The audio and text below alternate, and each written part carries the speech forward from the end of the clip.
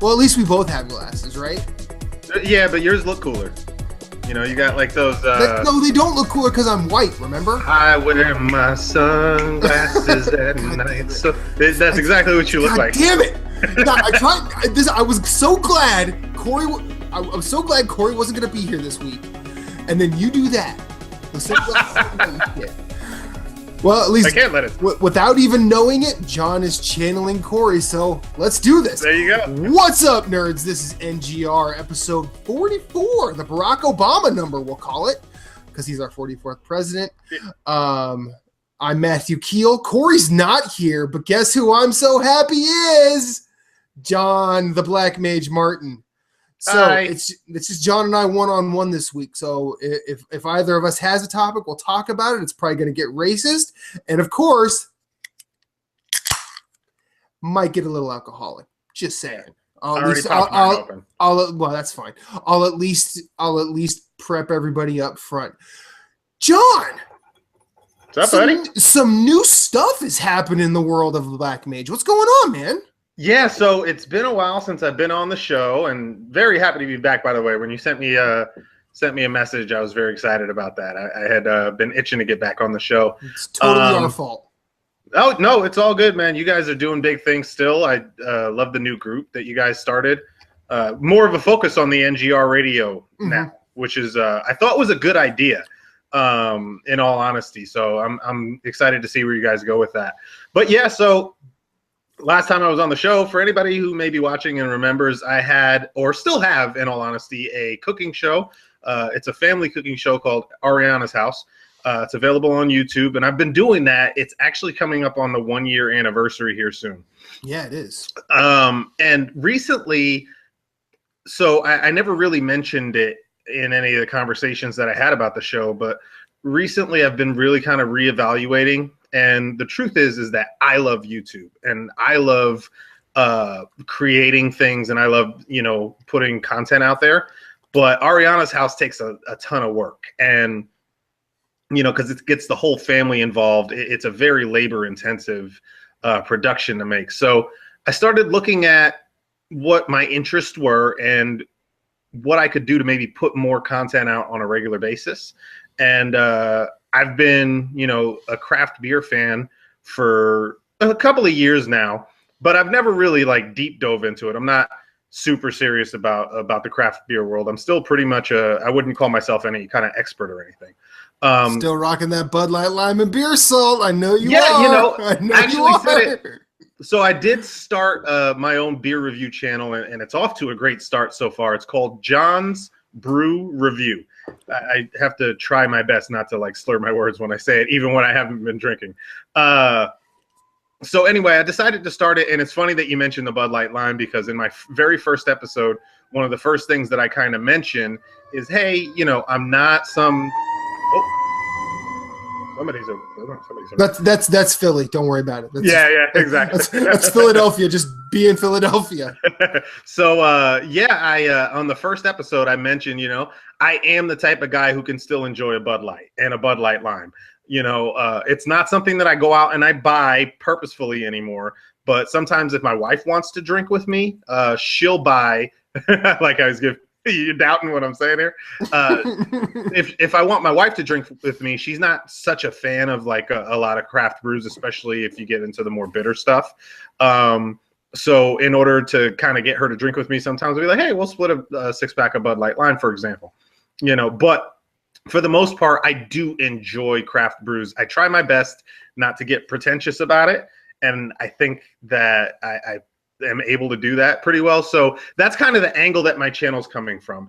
It's geared towards, hey, if you want to get into craft brews, but you don't want to be talked to by somebody who is going to be too judgmental and maybe make you feel a little awkward or unknowledgeable going. This is kind of an entry-level show for craft brews, which is nice because I did some research on YouTube and looked at other channels that are out there, and a lot of them are coming from, hey, I'm an expert on craft beers. Let me explain to you which craft beers you might want to try.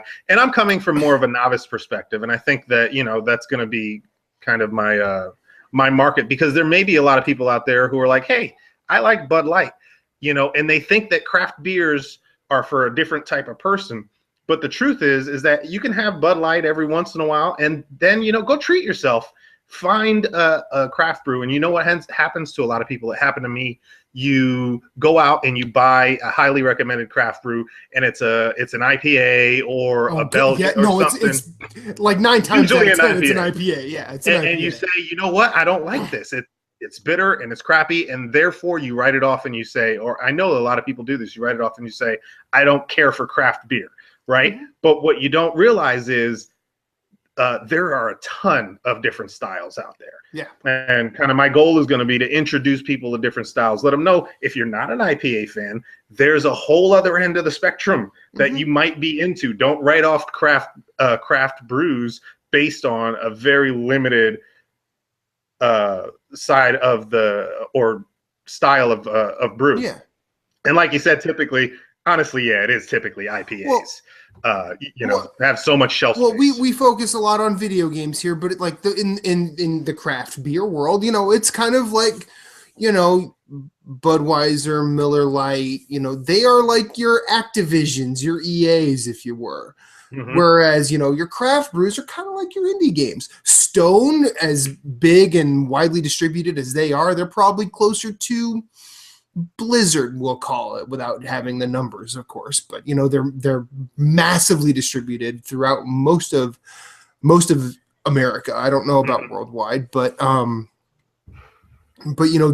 it's just, beer's not new, and there's not much that's actually really original. There's just new takes on old ideas. Yeah, a lot of improvements, incremental improvements on brews, different variations that they're doing, yearly releases of stuff that tastes a little bit different from one year to the next year. Mm-hmm. And I really love your kind of comparison, to the video game industry. And going back to what I was saying, it's kind of very similar. Like, imagine, you're used to buying big budget AAA games. Mm-hmm. And if you're a gamer out there, right, how silly would you think it would be of someone to try an indie game? Any indie game. For example, what's one that you love and I hated? Helldivers. Yep. Right? But it was fun playing Helldivers with it. Hey, at least you could drive the mech. Chris Hart could not drive the mech. I was also killing a lot of my own teammates, but that's the point of it. Yeah. Oh, for the fun. Okay. I don't like being bad at games unless it's on purpose. I mean, have you met me? I'm bad at games.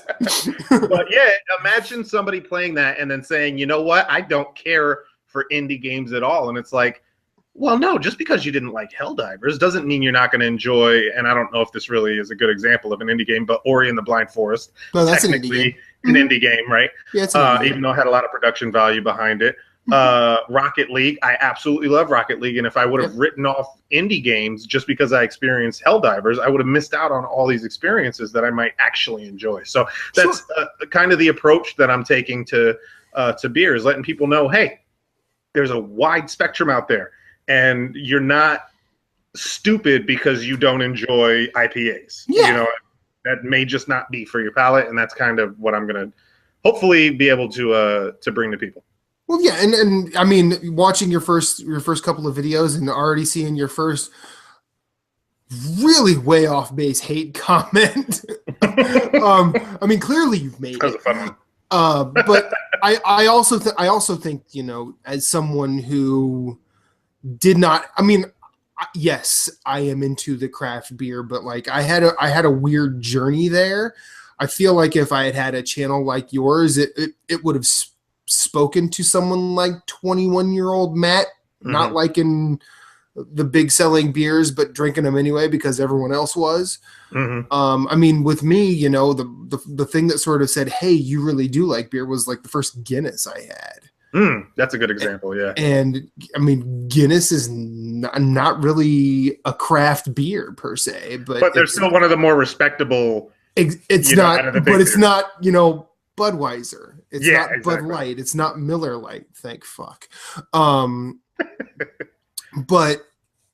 and then when you say, okay, I like this, and then I try more like that, and I didn't really fall in love with it, but then I eventually found, Blue Moon, Sam Adams, which are not really craft beer, But Sam they're like, Adams, I think still counts. no, it really did. Well, actually, rather than saying Stone is like Blizzard, Sam Adams is like Blizzard. Yeah, I'd agree with that.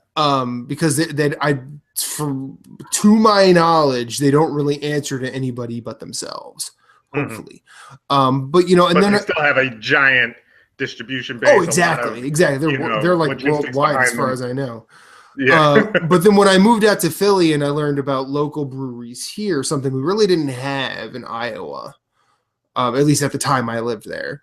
Like I learned about Victory, which I could not stand. Like Victory almost hand over fist turned me away from the craft beer lifestyle because I thought everything they do is just I just don't like it.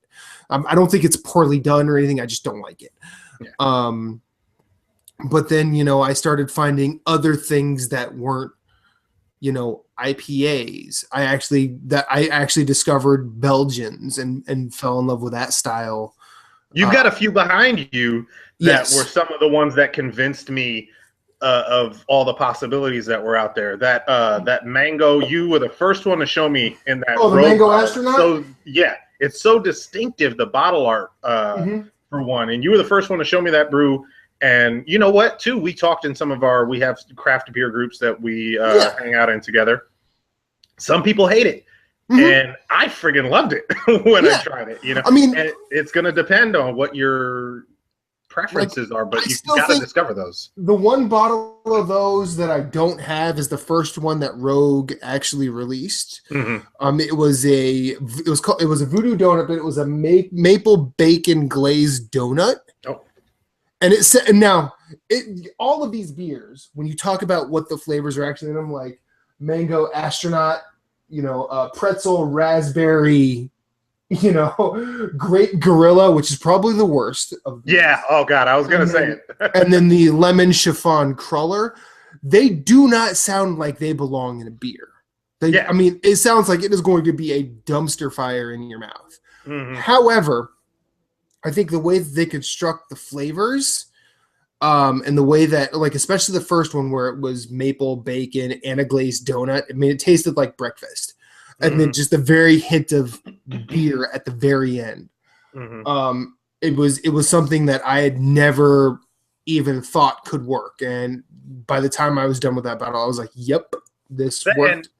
It's a fantastic effect. That's a very common theme that you're going to see on my new channel, which, by the way, I only started last week. And part of the reason why I started it is I wanted to produce more content on a regular basis. And these reviews that I'm doing, they're easier to shoot than my old show. They're much easier to edit than my old show. Well, take it from someone who actually worked on movie sets. Wrangling kids and a family is really difficult.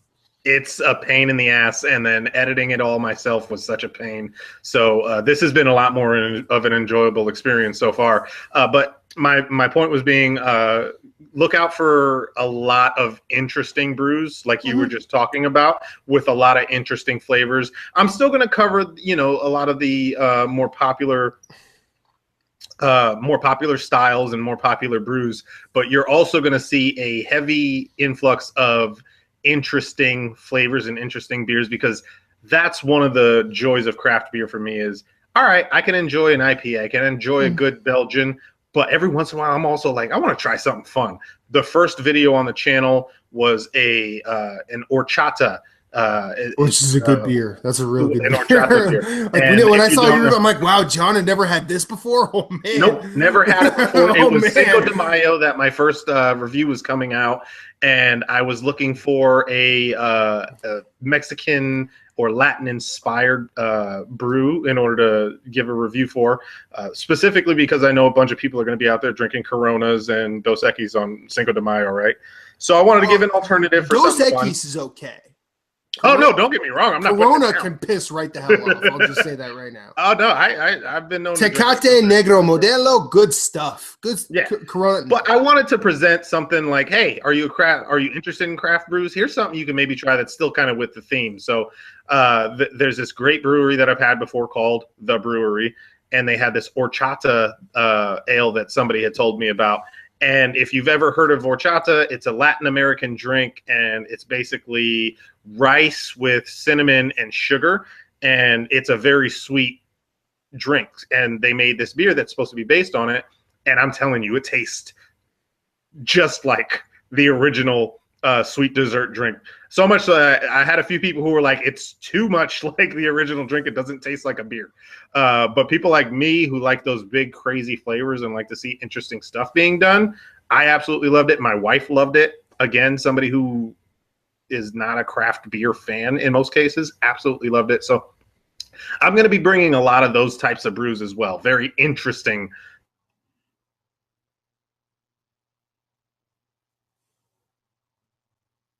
John? From the other brewery. Oh, yeah, you might have. I don't know what's the last thing you heard. You were talking. You were looking to bring interesting things. Well, which is cool. Which is cool. I mean, I'm not trying to be disrespectful, but your point's made. You're going to. I like what you're doing. You know, out of what have you released a third video, or is it just the two? Technically, I've got 3 on the main channel now. Okay, I don't think I've seen the third. I know I've seen 2. Yeah, there are 2 on the new channel that I created, again, which is called John's Brew Review. And then I had a test that I did on my old channel, the Arianna's House channel. Yeah. Because it was originally supposed to be just a side series of Arianna's House. And I had so much fun with it that I decided, you know what? No, I'm going 100% with this, and it's getting its own channel, and I'm going to kind of focus on that for now. Okay. Well, I want to throw a recommendation out to you, if you don't mind. Of course. Have you ever heard of Southern Tier, the brewery? Oh my God, I love Southern Tier so much. Yeah, I know. I'm actually doing the have you ever heard of for our listeners or viewers, whoever they may be. All right. Now, have you ever heard of Thick Mint? Thick Mint? No, is that one of theirs? Yes. Oh, nice. No, I haven't heard of it. It is a mint chocolate chip, like stouter porter. Oh, nice. That sounds right up my alley. Now, if you remember, for anybody who might be in NGR's group as well as the Arianna's house group, I can finally say it right now that you moved on. Holy shit! Nice. I finally learned how to say your daughter's name. Not Arianna. Good job. But anybody in both groups might have seen a photo I posted a few weeks ago of some spicy grilled cheese and some tater tots. Tater tots. Yes, I remember this. And we also tried the Thick Mint for dessert. We loved it. But then we came up with a really cool idea. And I think if you do this, you should try and do the extra step here because it's actually kind of worth it. All right, do you like bourbon at all? Oh, yeah, definitely. Okay, put a shot of Honey Jack in a pint glass with this. Really? Oh, man. What even gave you that idea? That's well, the honey thin mint basically is what you're getting there. Well, everybody at the table except me was high. And they're like, "Hey." Yeah, that's when you just start mixing stuff together. You get real creative. And I'm like that. I'm like, as the sober person with the best judgment, I like that idea. Yeah, I mean, even the food that you presented that night was a bunch of high people came up with. Well, actually, no. The sober person came up with all that. Well, I'm impressed. And that's just because I despite the fair complexion, I love me some spicy food. Nice. And I decided that instead of regular melted cheese over the tater tots, let's get some hot queso up in there. Hell yeah. It's sriracha. I was impressed. You're always talking about how you don't cook much and all this other crap, and then your first post is like this awesome meal that. Well, and the funny thing is, I owe that to you. You did that. But by the way, I should point out for anybody who does happen to watch Arianna's House, and I'm going to actually post the channel announcement later. It's not going away. It's not done. No, you made that clear. You made that clear. I mean, didn't think it was going away, but it is going to a much more irregular schedule. It's okay. going to stick around as a family fun activity, which is kind of what it was originally supposed to be. But I really do want to release more content, so the Brew thing is kind of my way to do something on my own. Well, you also have 3 kids, and I'm pretty sure, like with Sean's age, and I don't remember your other daughter's name. The middle, Amanda. Amanda. Okay, I should remember that because that's my sister's name. I should sometimes. remember that. But you know, with Sean and Amanda's ages, they have to be getting busy as kids. Oh yeah, for sure. And then Arianna is what, 7? She's only 5. She's only 5. It's a big 5-year-old. Yeah, all my kids are kind of large. But you know, with her newfound celebrity as the star of that, you know, she has to be busy. But she loves the show, which is why it's not going away. Right. Her and my other daughter Amanda really love doing the show. It's a lot of fun, you know. Look at it. The whole point of it for me was to show people a father just having fun in the fun with his family in the kitchen, and the family having fun together. Yeah. So that's still valuable. But like I said, I'm really looking to do something where I can put out a lot of content, work on my quality, and put myself out there. So that's why I'm going to be maintaining the 2. One is the fun family thing, and the beer thing is going to be my real, like, hey, I'm putting a lot of energy into this because I love being creative. I love creating things. I only discovered it when I started Arianna's House, which, as I've mentioned on the show before, all you guys, the people on this podcast, the people on a few other podcasts that I know of, Fathers of the Grind, for example, which I know you had Tim on here recently for the second time.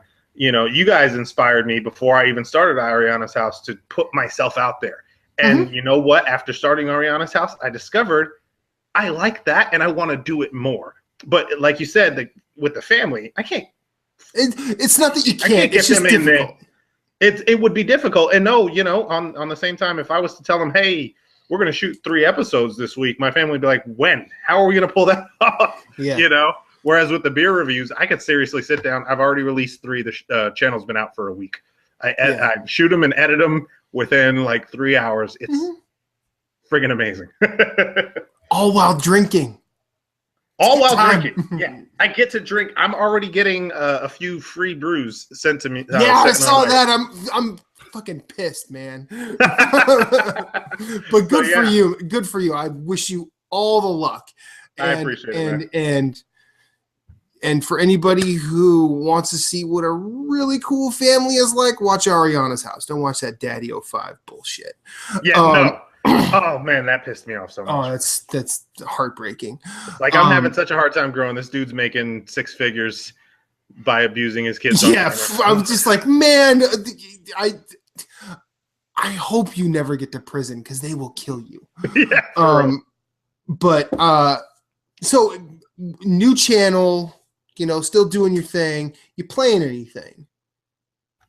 Yeah, actually, which is another change that viewers who may remember my last few appearances may notice, because at the time I think my answer was always Rocket League.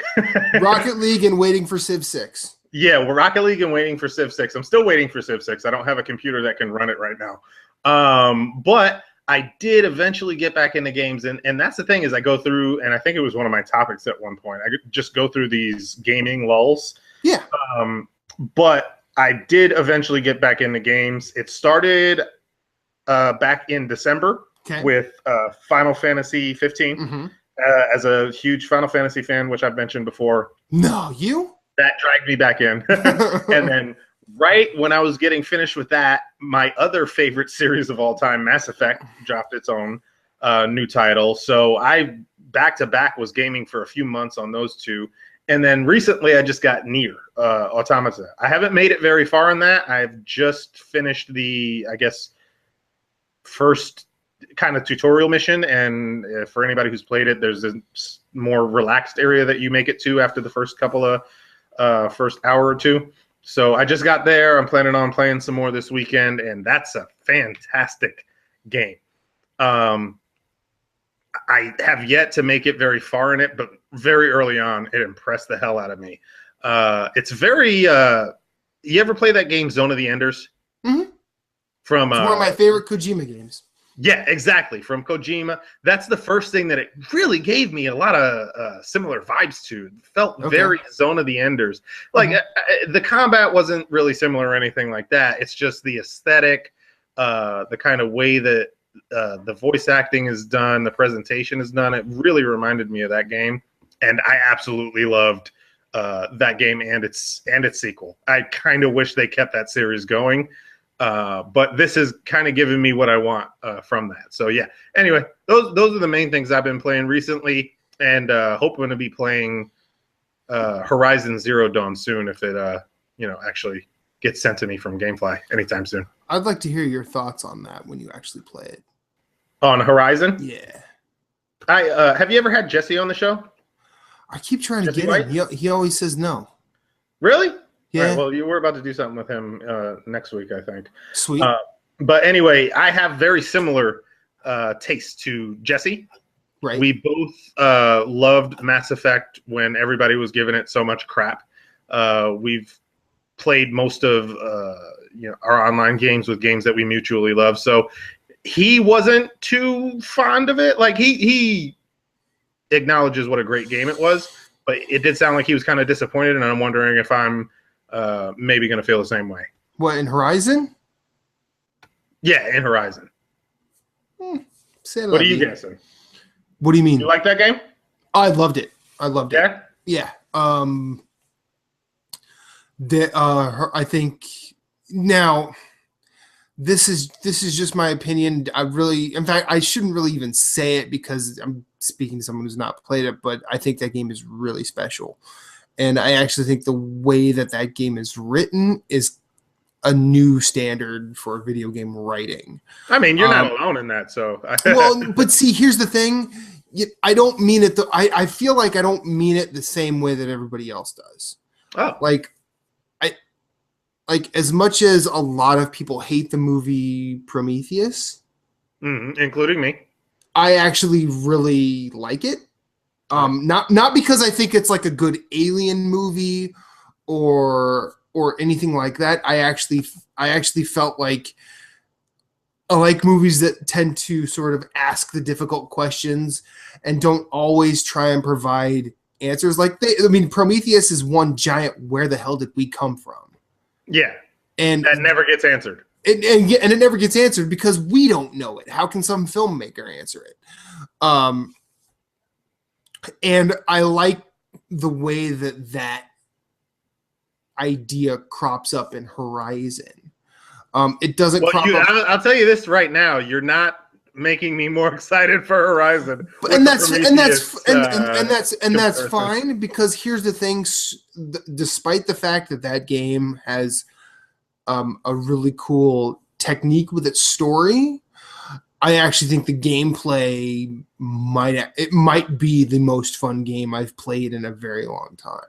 Which is cool, and kind of a cool thing about games, because you can care about the story, or you can be mad on the story and still really be blown away by gameplay, which may very well end up be what ends up happening for me. Because like Final Fantasy 15, even where I loved that game so much, I can give you some complaints that I have about the story in that game. Yeah, and Horizon story. I still loved it. And Horizon story's full of holes.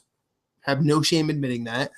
But I actually like the fact that they just sort of went for it in the way that they did.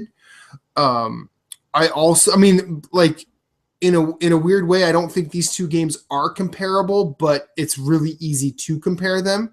That and Breath of the Wild. I've been playing that on Wii U, and I didn't think you were going to be playing that. Oh, you said on the Wii U. Okay, yeah, you don't have the Switch. No, not yet, but I will buy a Switch and I will play that game. I will buy Zelda Breath of the Wild again, mainly because in the same way that I will periodically just jump into Horizon and just go and just run around the world and look to fuck up some metal dinosaurs. I was doing it before this show earlier, or actually probably about 2 hours ago now. I was just wandering around Zelda. I wasn't trying to get anything done. I was just like, I'm just gonna see what I can fight. Yeah, it sounds like it's that type of game. Yeah, I'm just like, I'm just gonna pick a fight with something bigger than me and see if I can win. And I think it's pretty cool. And despite the people who have super hard-ons for like tech and horsepower, Nintendo's delivered a fucking beautiful game. Oh yeah, no, they make amazing games all the time. The problem is getting other people other than Nintendo to make amazing games for Nintendo. But yeah, I'm not surprised to hear that they make another quality game. So, like, I mean, that was never a surprise for me. Like, I think Horizon is out and out beautiful, but the sunsets in Horizon versus the sunsets in Breath of the Wild, I actually do like the sunsets in Breath of the Wild a little better. There's just something tranquil about it. I've been seeing a lot of screenshots and stuff from people sharing, and it looks like a beautiful game. I'm going to get a Switch eventually too, but all the stars are going to have to align, and I'm not going to try very hard. You know what I mean? It's just going to be one day I'm going to wake up and be like, oh, I'm in the perfect scenario right now. It's available. I have the money, and there's a certain game maybe that I want, and I'll eventually end up getting it, but I don't know if that's going to end up being a year down the road or 2 years down the road even maybe. We'll see. I don't feel bad about that because, there's nothing wrong with having a backlog of great games. Exactly. I mean, I think the one thing that would force me into a Switch is if my Vita dies. If that dies, I will definitely lean into buying a Switch just so I can play Zelda instead of Spelunky. And that's the biggest problem for me as far as why I won't be caring about the Switch for quite a while is because I don't care about mobile gaming. So if you care about mobile gaming, I could totally see why the Switch is like, hey, this is a really cool system. Nintendo really did something great here. But I guess I even have a hard time understanding that just because I don't understand mobile gaming. I've never cared for mobile gaming. I can't get into deep experiences on the go. But I understand that other people can. So if you can, then that makes sense. But for me, I just don't care. As mobile as I want to be is like with the Wii U, which is why I thought that the Wii U was fine, is because as mobile as I want to be is if I got to go take a dump, can I take it with me to the bathroom? That's great. I love that about the Wii U. I don't care if I can leave the house with it because I don't game when I'm outside the house. Yeah, and like me, I work in a. I mean, you're also in an office environment I'm assuming you're 9 to 5, right? Now I'm more 9 to whenever the hell I want to till whenever the hell I want to. Right, Hopefully but while you're at work, it's work time. Like, and I'm an. Oh yeah, when I'm at work, I'm typically working. I'll maybe have a Facebook tab opened up just to randomly say shitty comments to you. Yeah, standard. It's work, exactly. Man. But yeah, for the most part, I'm not going to be sitting there taking large amounts of time gaming on something. Yeah, I think that's your point. Yeah. I mean, Vita is good when you're an X-ray tech at a hospital because if those overnights when you have like if it's a 12 midnight to 8 in the morning shift, you're usually really busy from about 12 to 3, and then you've got nothing till like 6 or 7. Yeah. That makes sense, especially if you're working an hourly position. But in my case, you were saying, I'm at work. I want to get all the work that I've got to get done for the day because then I get to go home and game on my couch. So I don't need. And every once in a while, I'll travel, and in those cases, my kids own Vitas. So, but that's like once a year. Maybe twice. So it's just. It's just like with craft beer, and I've given the Nintendo Switch a lot of shit, but I understand that it appeals to a certain type of person, and that person just happens to not be me. And, and that's totally. I'm with you. I'm with you there because I'm the first person to go. All these people coming out, going, oh, the Switch is so amazing. The Switch is so amazing. They were the same people that shat on the Wii U and shat on the Switch once specs came out. And now all of a sudden, there's that promise. I mean, it seems like Nintendo was building on the promise of the Vita in an interesting way because it's seamless, on the go to console. Are there flaws? Are there shortcomings? Well, the biggest difference between the Switch and the Vita so far is the amazing first-party experiences. Vita had a pretty good amount of mediocre. It's almost a mirror image. Vita had a pretty good amount of mediocre third-party experiences. Mm-hmm. What they really lacked was, a steady stream of high-quality first-party stuff. Whereas it seems to be the opposite for Nintendo right now, where they're killing it when it comes to first-party content that they're putting out. But just like, with previous systems they've suffered with, I'm not hearing much about third-party stuff. Yeah. Like even Mario Kart 8, don't get me wrong, I love Mario Kart, but just like you're playing the Zelda game on the Wii U, I don't feel compelled or excited about going out and buying a Switch for that, because I have that same Mario Kart game. Maybe it's not exactly the same on the Wii U. The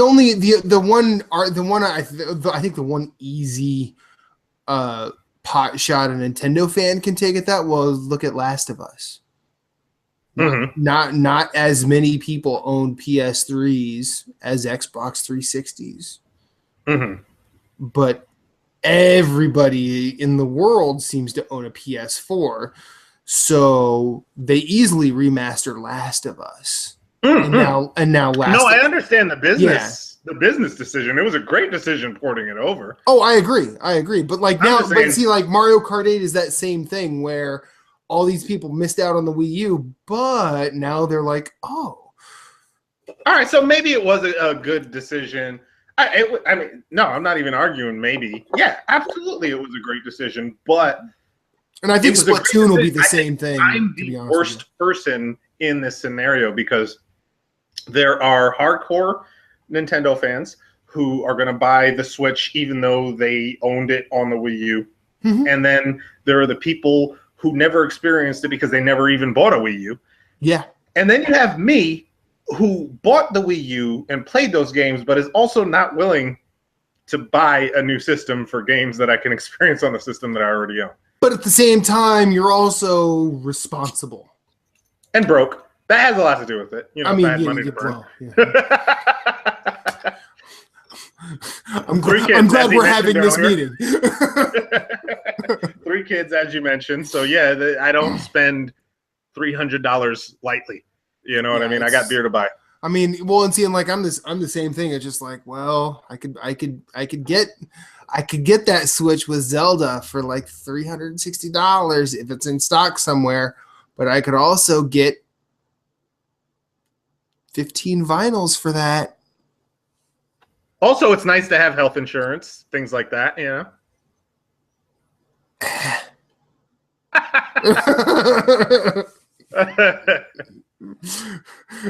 But yeah, in Trump's America. I don't want to shit too much on the Switch. I'm just saying that it's not. It's a system that I am seeing a lot of people enjoy, and I feel like that's 100% legit for the most part. There is some fanboyism going on, unfortunately. But a lot of it does. Yeah, right. But a lot of it does seem legit. It's quality experiences on a quality system. From a business perspective, I'm interested to eventually see what happens because my bet is, I don't care how quality the system or the games they're releasing are. If they can't get third parties over, this is going to be a very familiar outcome, in my opinion. And I just found out that Darksiders 3 was announced, and from my understanding, not coming to the Nintendo Switch. I'm going to say this, and I'm going to say, and I'm not saying your argument is an incorrect one about third-party support.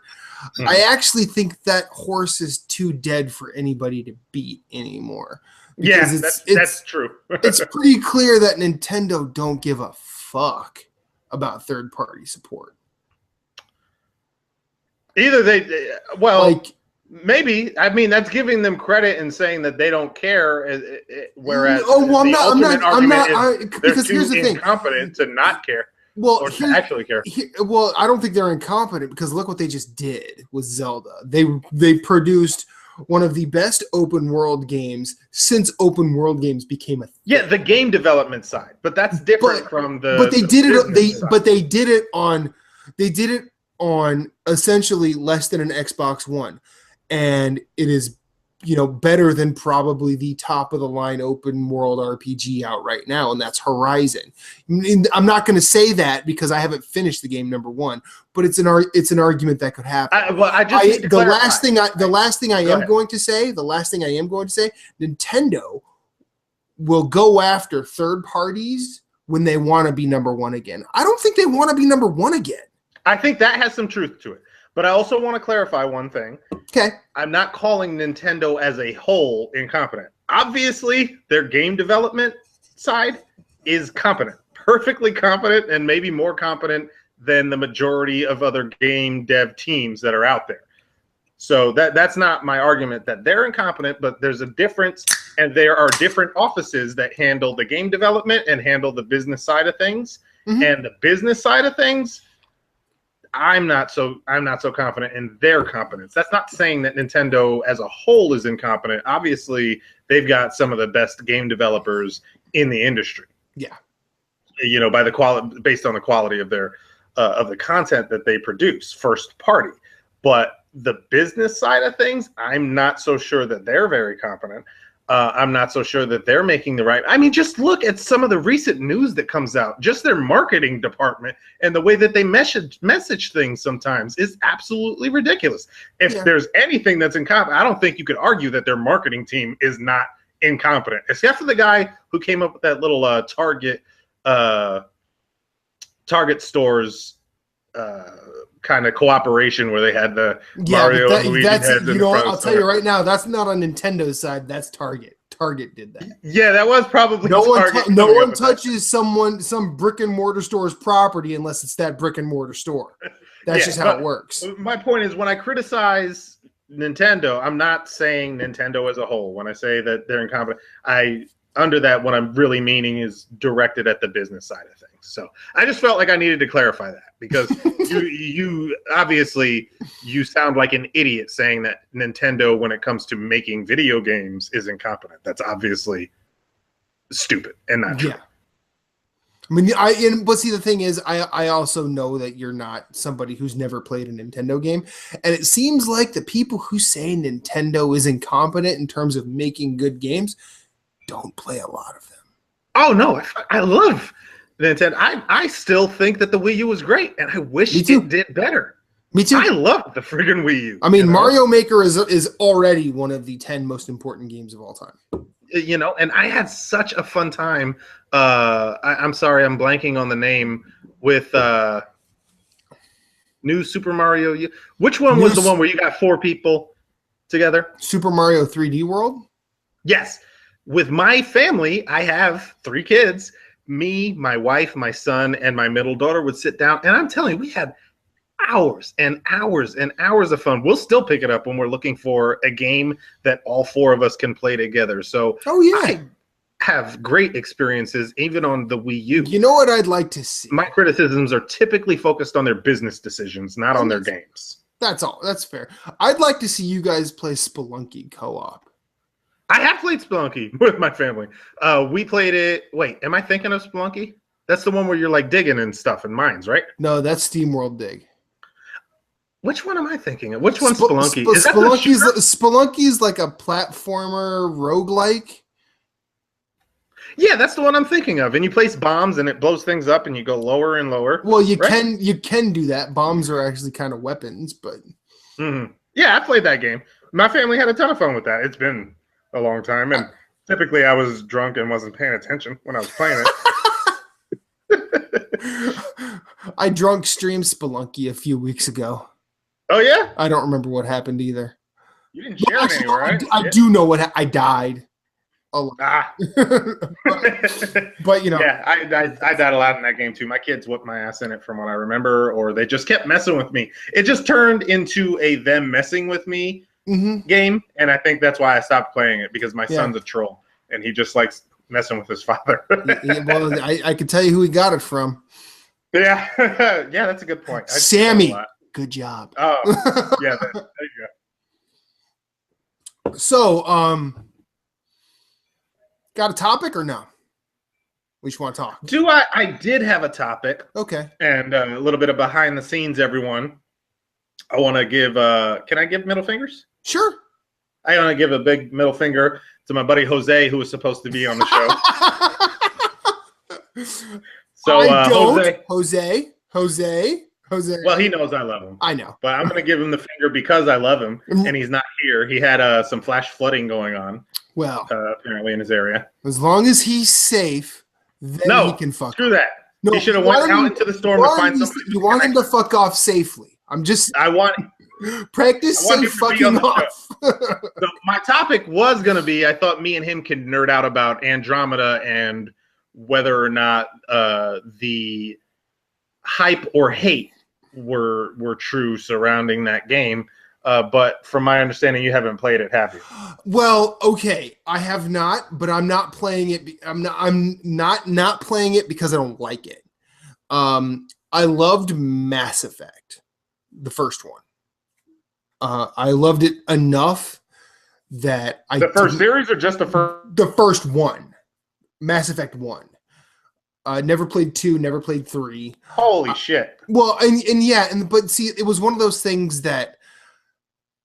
Like when I played it, I'm like, do I want to do more of that?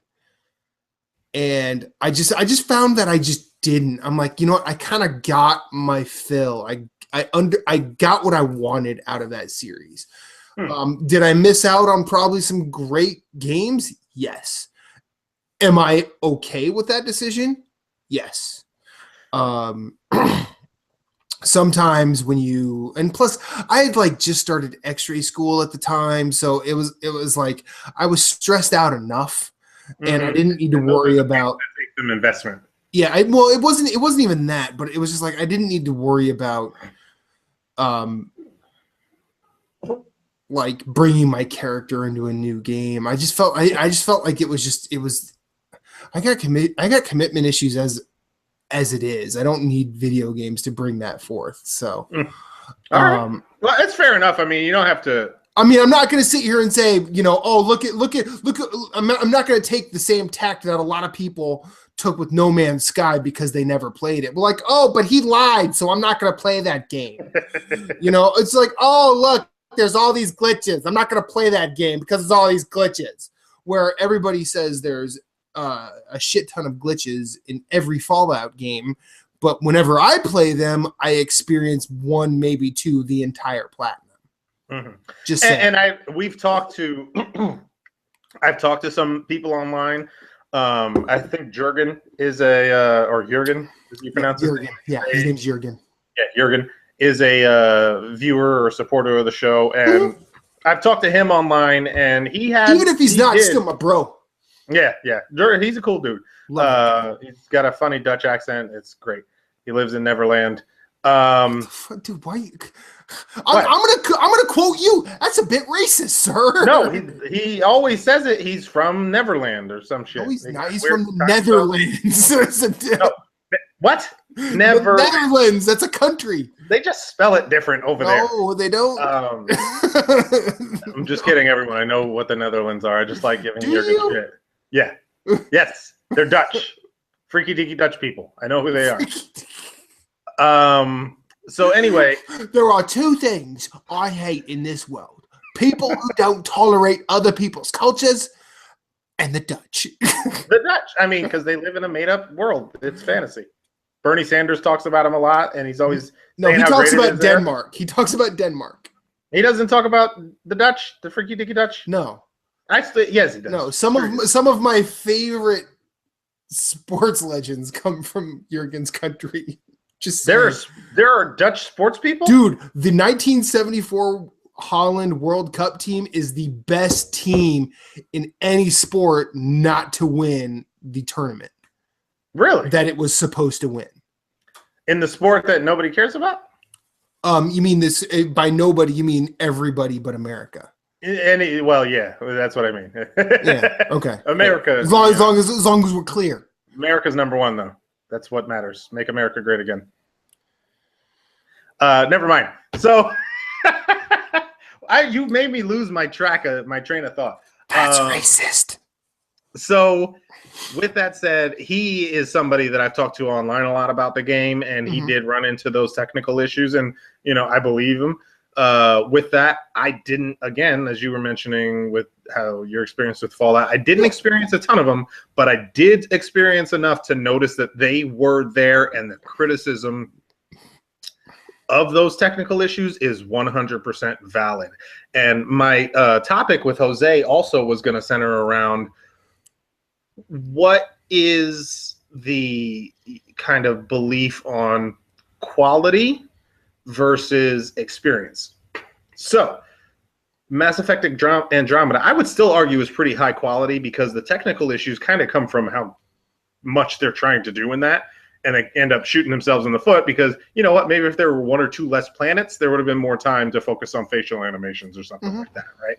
But I feel like they put it out because they said, all right, there's some technical issues when it comes to the quality of the game, the technical quality of the game, but we put enough time into the experience, and I feel like they nailed the experience. So it's kind of hard to talk about the topic with you if you haven't played the game, but maybe there's another example. Fallout is a great example. How do you feel about the importance of quality versus experience?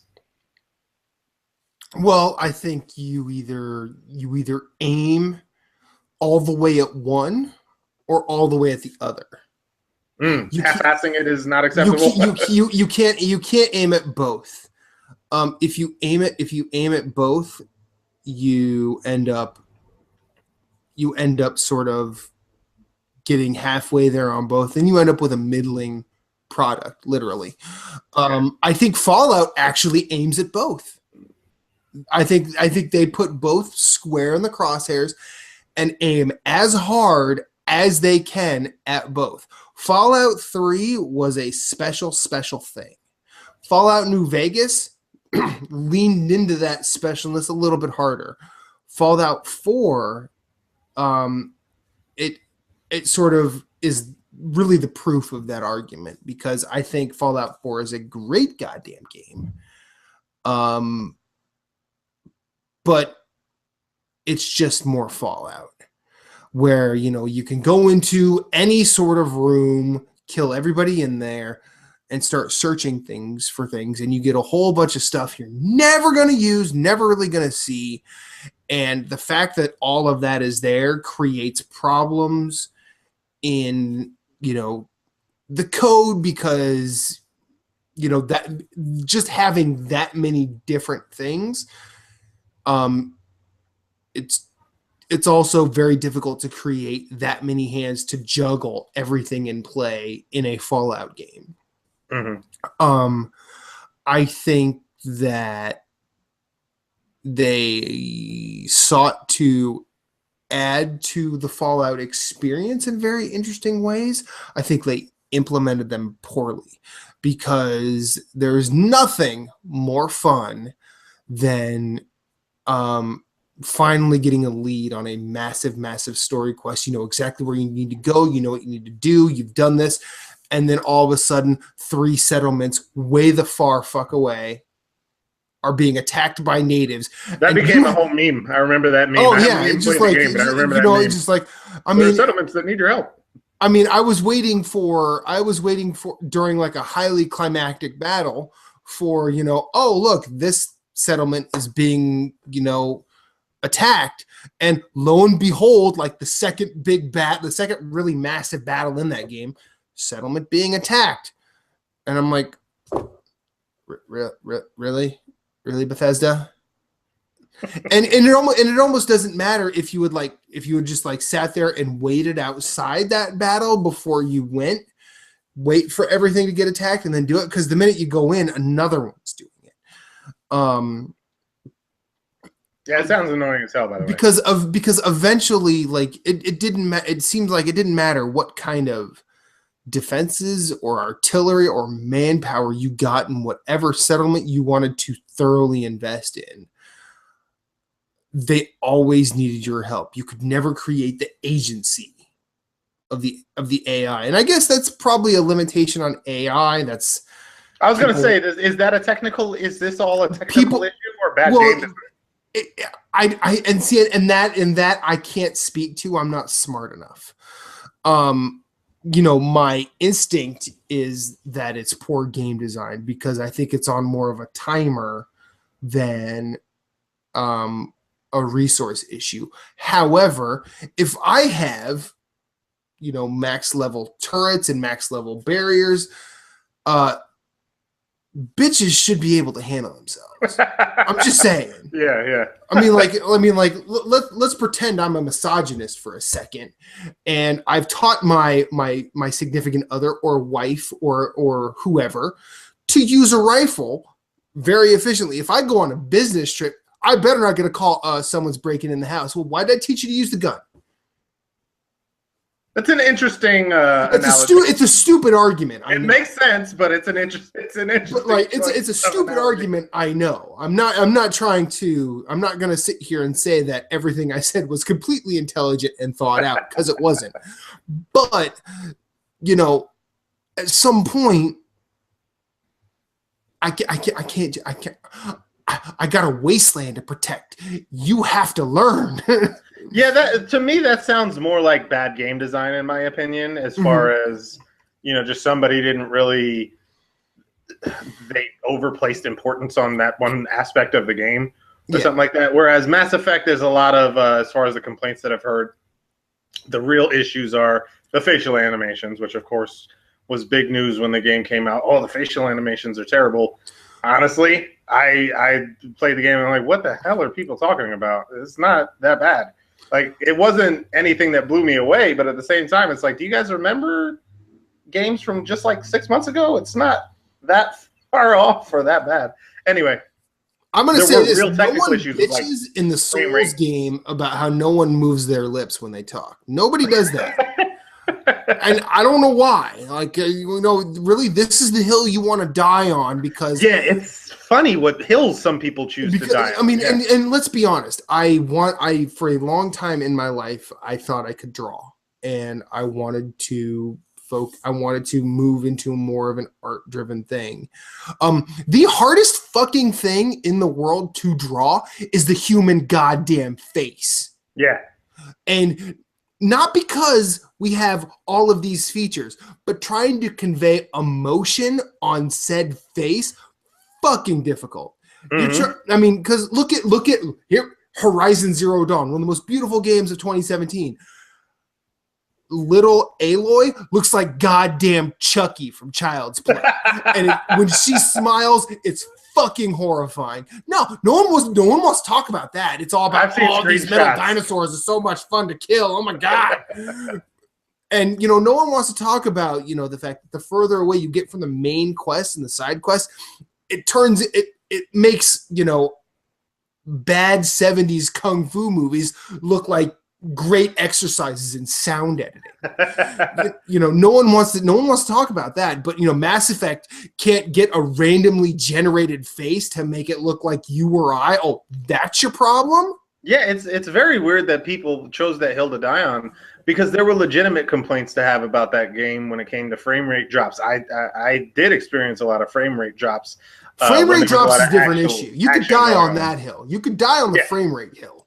Because it actually affects gameplay. Because, for example, that game, there are some parts in it that I thought this was also a weird game design decision, where there's a little bit of platforming because they added a lot more mobility in this game with rocket boosts, so you could boost to the sides and you could boost jump up. And because they had that feature in the game, which really made combat a lot more fun and interesting, you could move a lot faster. But then for some reason, they decided we're also going to include some light platforming sections.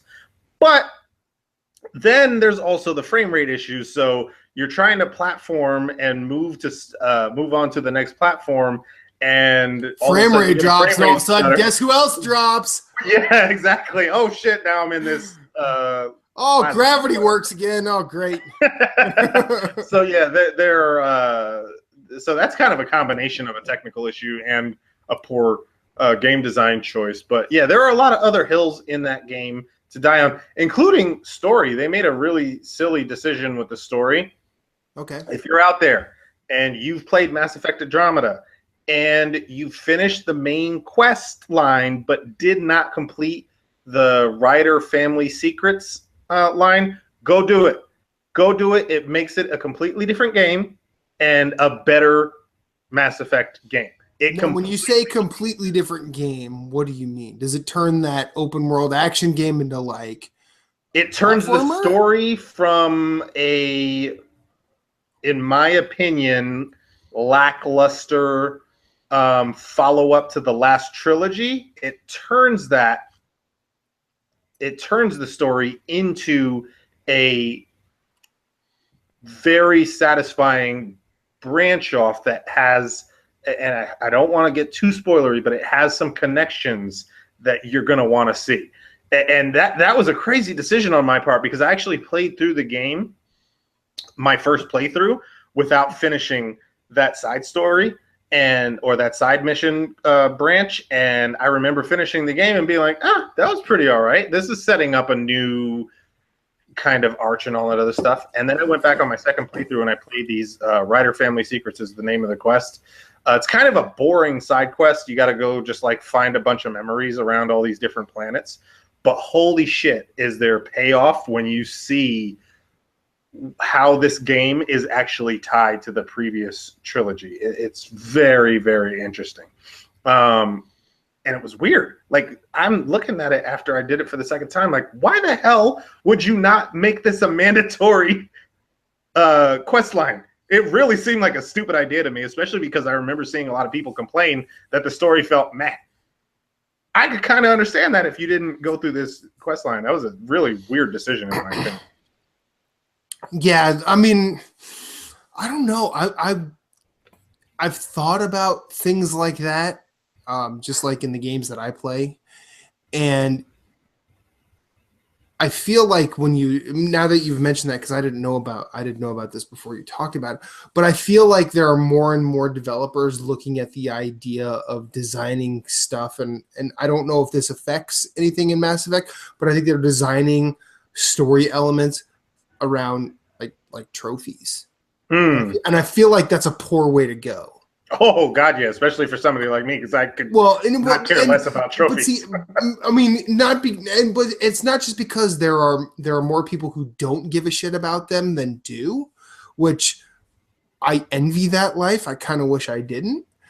But I actually think, if you're doing it that way, you have less faith that someone will see it or someone will get it. Mm-hmm. And you need the carrots for those who actually take the detour. So you think they did this purposefully? Well, I'm not saying they did, because I don't know. I didn't play Andromeda, and is that kind of how it's coming out? I'll be real with you. Probably never gonna play it. That's just me. But I feel like there's a tendency to do things like that. But what's a story game that both of us have played? I'm trying to think of an example. Have you played? Damn. Name a recent story game that you've loved. A recent story game that I mean, story-based. Horizon. I did that this year. What about Last of Us? You mentioned that, right? Oh, Last of Us. Yeah. Okay. Yeah. Okay. So imagine if The Last of Us, right before, I'm trying to remember. Oh, God, I'm having such a hard time coming up with something. I'm trying to make a comparison. I can do obvious comparisons, like the when you're in that village where you have to go out, where you go after, where it's just you and the sniper. It's like after you've met up with that dude who talks about his partner.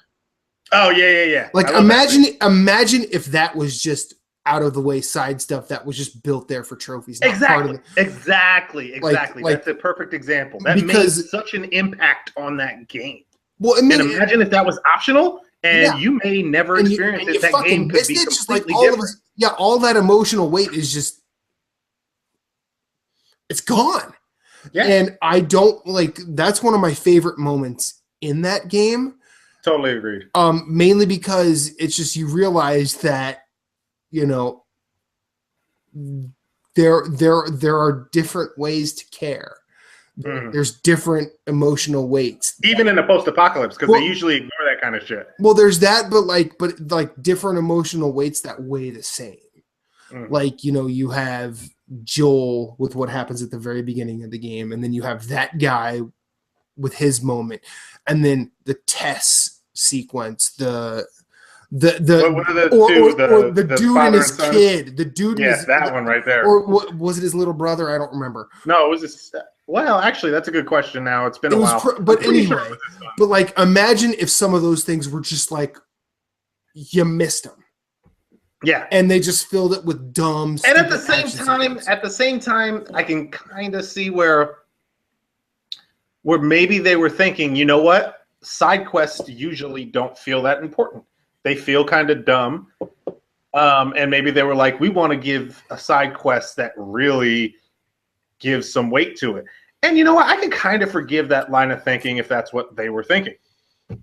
But at the same time, I feel like there's a point where you go too far, and it's like, no, you need to include that in the main quest line, because especially, here's maybe why they did it. It's not as important if you haven't experienced the entire Mass Effect series. It doesn't have nearly as much weight, but a lot of people who are excited about Andromeda and playing Andromeda have played the entire previous trilogy, and there is some stuff in a thing that you might completely miss that really makes this a part of the same universe. You know what I mean? So because if you play this game and you've played the previous ones, I dare you to tell me that playing through that main story that you feel any real connection other than the fact that it's called Mass Effect to the previous games. But see, and having only played the first one and all the DLC with the first one,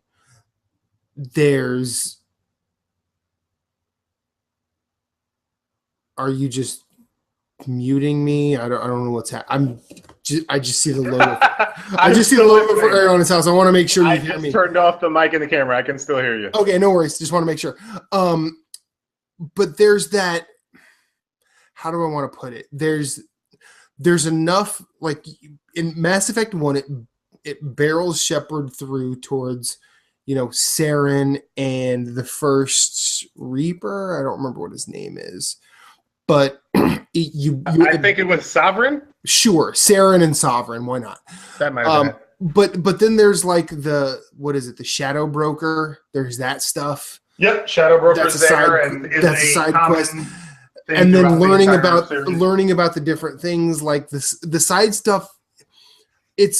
While it doesn't have the same impact as that story does, all it does is it's sort of like,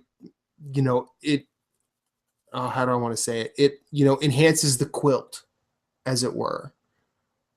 Well, a lot of the side things that you're talking about and this is why.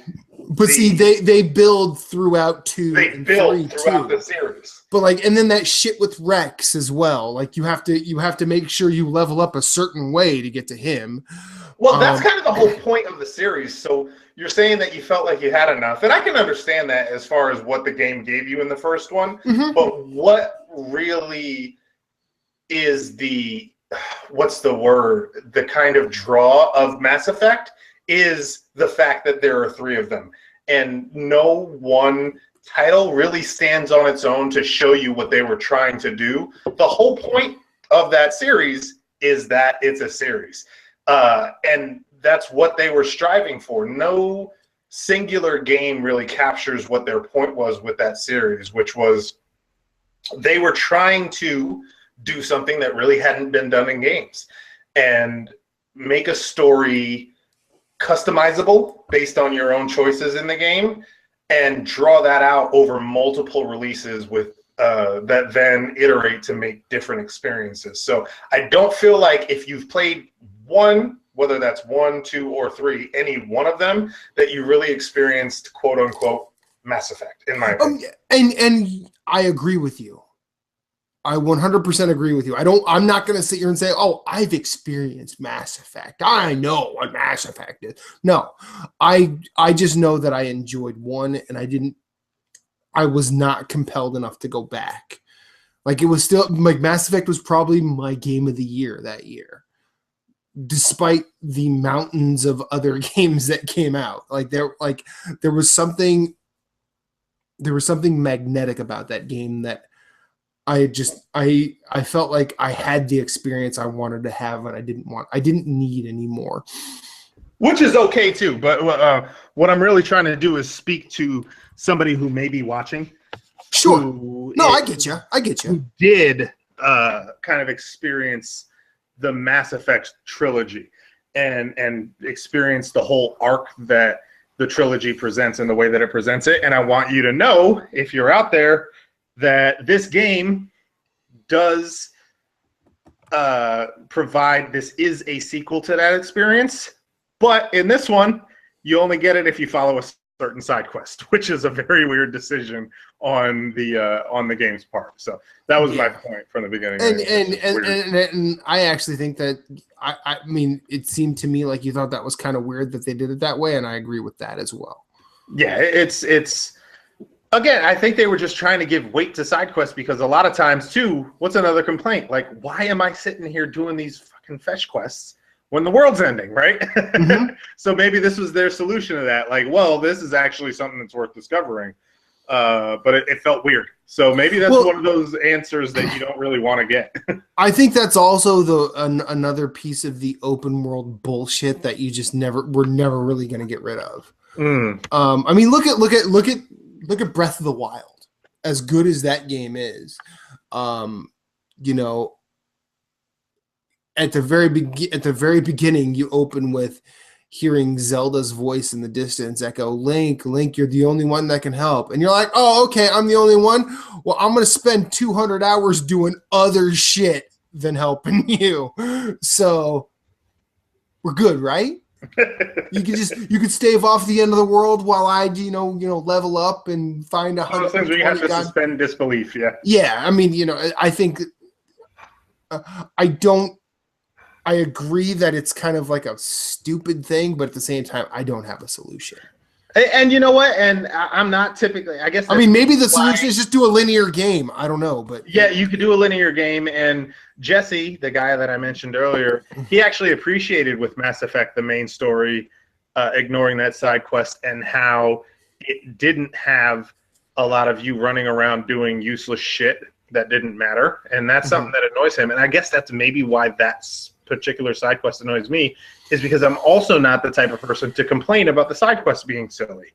Because in my opinion, it's side quests. You don't have to do them. If you want to experience the full main story, just go play the main missions. Nobody's making you do the side quests, right? Yeah. So it's just extra content that's thrown in there to keep you busy if you happen to want that. But if you want a full narrative story, you can just play through the main missions. So there's no point in complaining about that, right? Yeah, no, I agree. So F you, Jesse, with your complaints about that crap. And everybody else who complains about it, it's a stupid complaint. Just play through the main missions. I mean, I think you're getting a little aggressive with people that have not really aggressed you. Yeah, probably, but guess what? I'm the one with the microphone, so... Wow, the Black Adam Sandler. Okay, all right. All right, the Black Wedding Singer, John Black Mage Martin. I have a microphone. So that was my topic. Listen to every damn word I have to say. That was my topic. Was F you. Well, not you specifically. Thanks. I like you. Do you? Well, I mean, yeah, because I give you shit, so that means I like you. That's how I show affection. I mean, I'm just going to say, over the past week, gotten a bit aggressive. I've gotten aggressive, Mr. Boys to Men are not a good group. What the hell is wrong with you? I think they suck. You're trying to offend me. No. You recognize that I'm black, right? You can't just say things like Boys to Men. Is that what that is? I thought I just because I had sunglasses on. You can't just say things like that and not expect me to get defensive. Well, I mean, you did you and the aforementioned Jesse White called them masters of harmony. Actually, he called them masters of master harmonizers, but okay. I disagree with that because I think just because you can harmonize doesn't mean you're a master of it. They are masters. Have you ever heard "End of the Road"? Yes. Is that a song that you have ever heard? Then what are you smoking? You can't. I've heard plenty of other bands. There's no song that is a more iconic example of harmonization in a group than "End of the Road." "Good Vibrations" by the Beach Boys has an argument to make with you. I would agree with that. I would put it in the top 5, but I would include "End of the Road." I think the Byrds had more. I think they had 7 better songs than "End of the Road," and they were great. Know who they are, so fuck them and their songs. Oh, that's fair. I think Zombies could harmonize, and they only had 2 dudes. Stop naming groups I don't know, fool. The associate. I mean, and see, it sucks because like the Impressions were great harmonizers. The Temptations were great harmonizers. Okay, there you go. There's a group I know. And I would agree with them. You know, the Spinners, the Delphonics, the Stylistics. Yeah. You know, I'd say Parliament Funkadelic, but I don't think they really did any sort of harmonize. I think they all just but here's the thing: is that you've named a few that I agree with as far as are great. Right. I don't know why them being great means Boyz II Men are trash. But see, here's the thing: Boyz II Men suck is my opinion. That's just my opinion. That's not objective at all. Okay. I can accept but them being master harmonizers is objective, because here's the thing: it's four dudes with 4 distinct voices, where each voice plays its own role. Now, on paper, that's like, oh, that's good harmony right there. But see, the way Brian Wilson structured the Beach Boys' harmonies is low would go super high and change throughout. High, super low, change without. And so you're talking about a lot more technical skill. Yes. Okay. That is my argument there. Now, I can understand that, but I'm also talking about, like, as far as a whole package and enjoyability. The Boyz II Men is not an enjoyable group for me. No. That's crazy to me. But see, I used to work at a law firm, and there was an office manager there named Liam. He and I talked about music all the time. And whenever someone, really came at me about having shitty taste, he actually said the right thing. He's like, it's not that he or you has shitty taste. It's just that look at how much he's heard and how much I've been exposed to. Clearly, after you've heard a shit ton of anything, the critical ear comes out.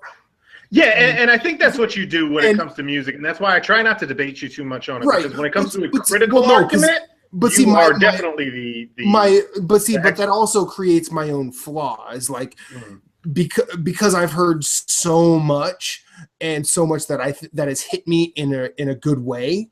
There are other things that probably should hit me in a good way and don't. Well, I had a conversation. The guy Mustafa? Yeah, Mustafa's my boy. Love that. Yeah, I love Mustafa. And I had a conversation with him online the other day about his feelings towards the Marvel Netflix universe.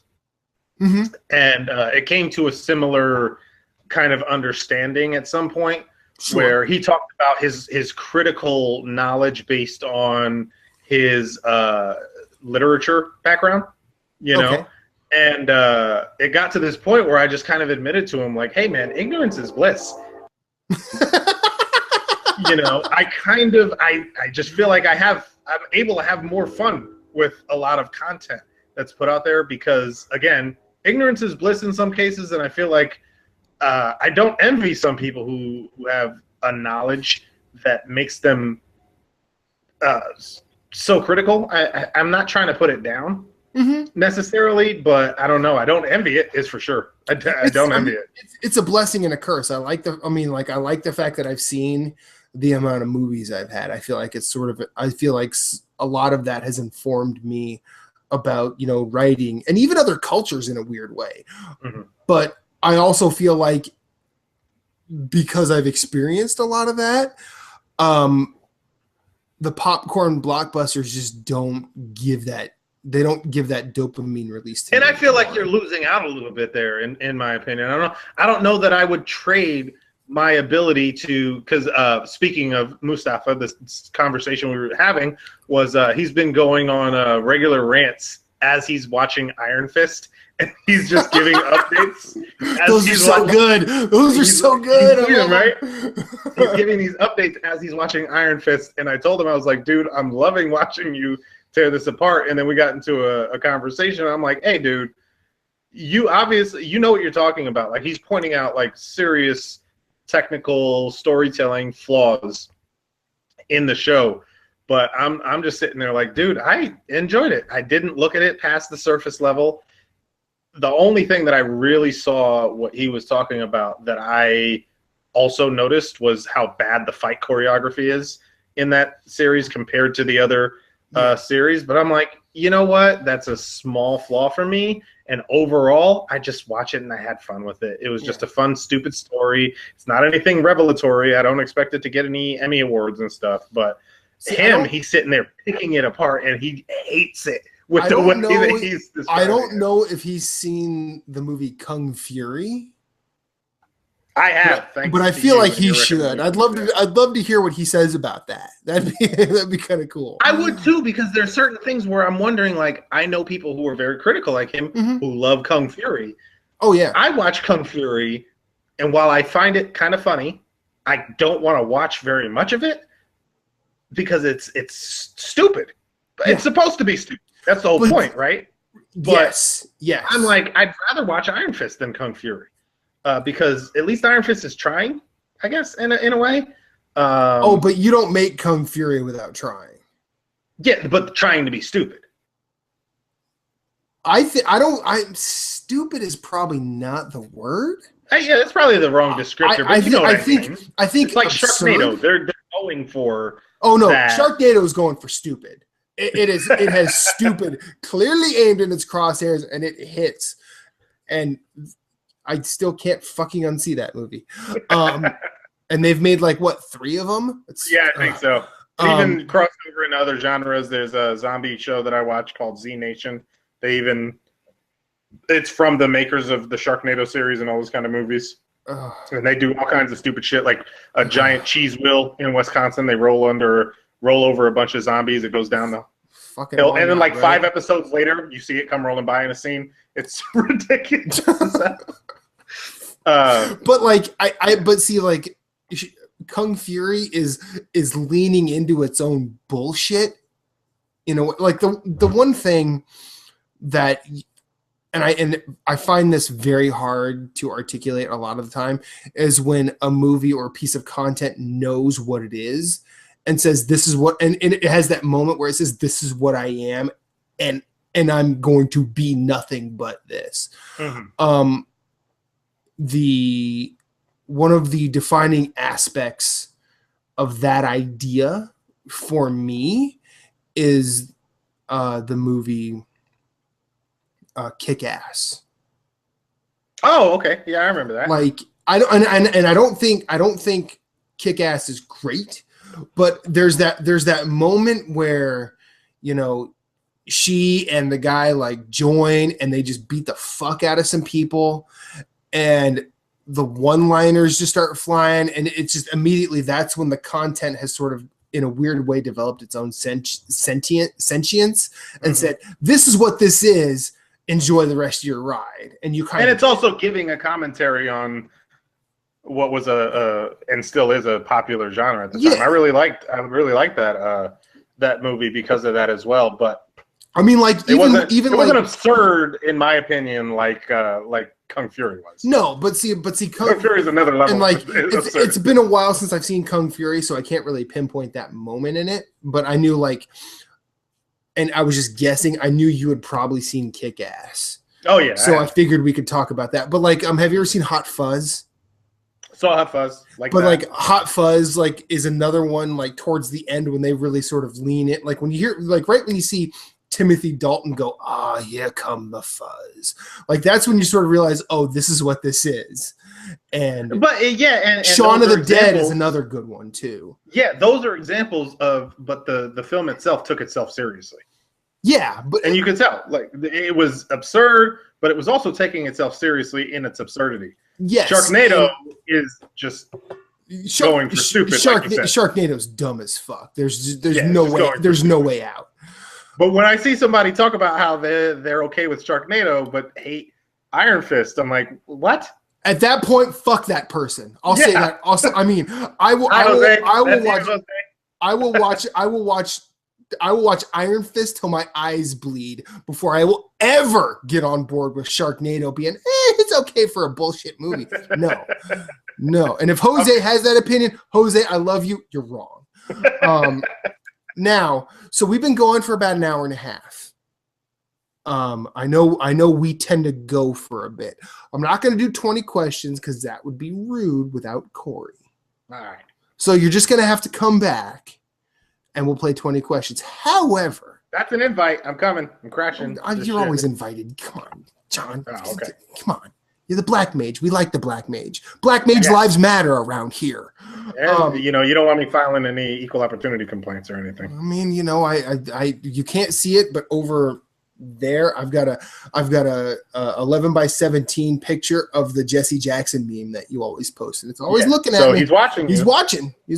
Yeah. It's not. It's Al Sharpton. Give me a reason, Al Sharpton. Give me a reason. Yeah, I was about to say I never post Jesse Jackson. I prefer Al Sharpton. No, you have the one where it's like, give me a reason, Sharpton. I freaking love that one. That's so good. We started with beer. We're gonna end with beer. Okay. I want you to talk about, and I want 5 favorite beers. Not a definitive top 5 because I know you'd have to sit and think about that. But if you could just name 5 beers and why, we can go out on that. Okay, I like that. I'll change the pot up a little bit. 5 beers you definitely should review because you feel like they are that good. Okay, so I'll go ahead and preface this with something.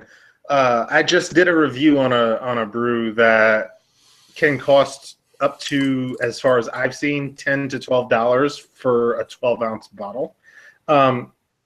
So another thing that I'm doing on this is a Prairie. Have you heard of Prairie Artisanal Ales? Yep. Yeah, so I just reviewed their bomb. That would be in my top 5. But the reason why I bring that up is, again, with my kind of everyman approach to my beer reviews that I'm going to be doing, I have 3 kids, and price is going to be a factor for me. Affordability is going to be a factor for me. So I would say that this is my top 5 because they are my go-to brews.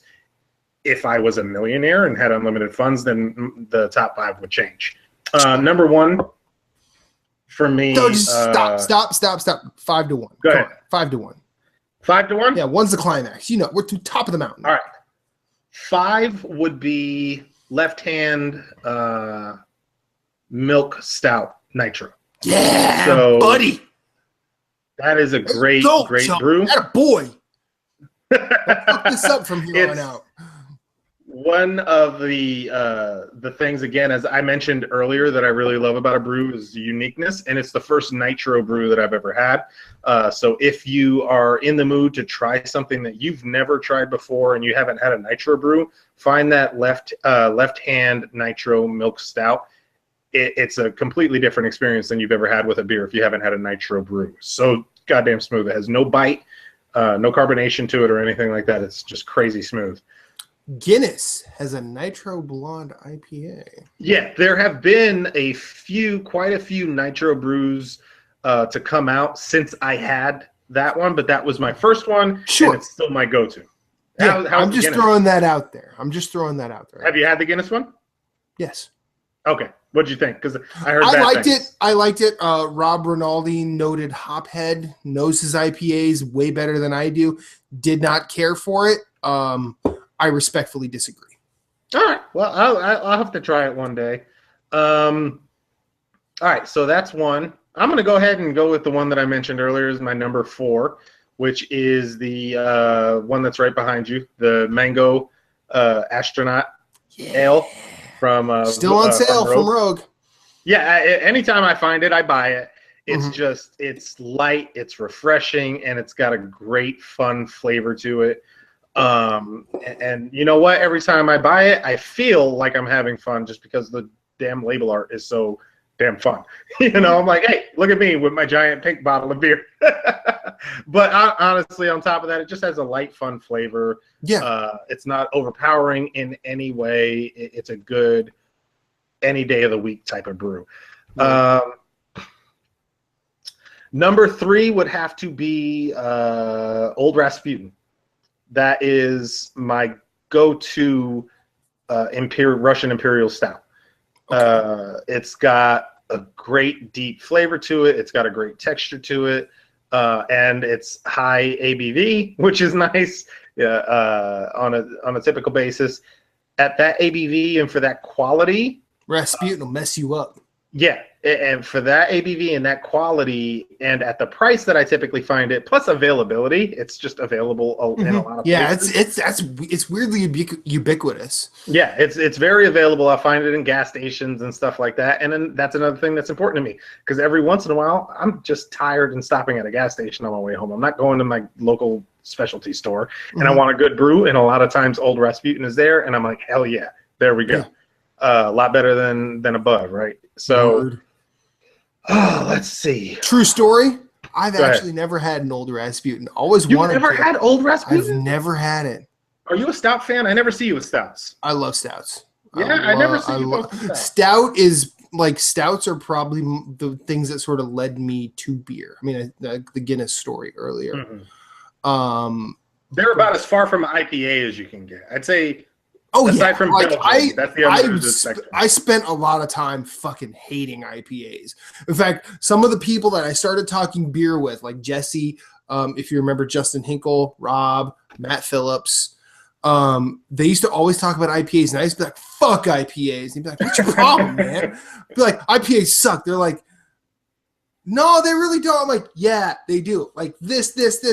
Like, yeah, but those are all bad IPAs. Yeah, that's the thing about IPAs. Have you had a good IPA? Be honest with me. And I'm like, these are the only ones.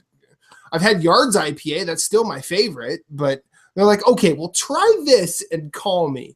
And it was Jesse that he pointed me towards Hop Hunter by Sierra Nevada. Yeah, he loves Sierra Nevada. And at that point, I was like, IPAs have a lot of range in their quality, and same thing. I started off hating IPAs. It's because I didn't have particularly great IPAs, and it's probably the most varied. Like I gave my wife a DIPA the other day, a double IPA, and that's where you start getting really crazy. It was we were just at this restaurant. It was from Carbach, which I believe is a Texas brewery. Okay, yeah, I never don't know anything about it. Carbach Hopdillo, I believe is the name of it, and this was their double IPA version of it. And it's crazy, like with IPAs, you hear that double IPA, and what do you think? I know what immediately stomp comes your to mind. Tongue with hops. Yeah, what immediately comes to mind for me is, oh, if you hate IPAs, this is double of what you hate of IPAs. But in actuality, if you're not a big fan of traditional IPAs, you might like DIPAs or triple IPAs because they tend to be a little bit sweeter. Which is weird.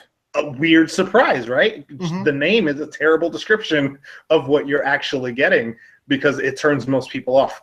If I don't like IPAs, why the hell would I buy a double IPA or a triple IPA? But yeah, she even was like, holy shit, that's pretty good. So yeah, you're not going to find any IPAs on my list, I guess. That's fine. That's fine. I've given you 2 stouts. The last one was Old Rasputin. That was 3. The last one was Old Rasputin. I can't even remember what the hell I gave you in between there, to tell the truth. I did Nitro. I did the Old Rasputin. What the hell was my number 5 or number 4?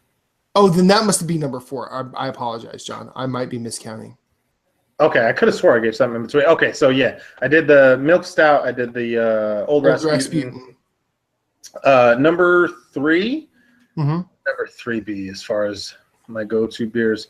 All right, now again, this is going to be a thing where I'm not ranking things based on quality alone. I'm ranking them based on availability, affordability, and and kind of like, what do I enjoy? Or you could just be super abstract. These aren't even ranked. They're just 5 that I like. Yeah, there you go. New Belgium, their triple. You have my attention. Their triple was the one. New Belgium as a brewery was one of the first quote unquote craft breweries that I got into, along with Stone.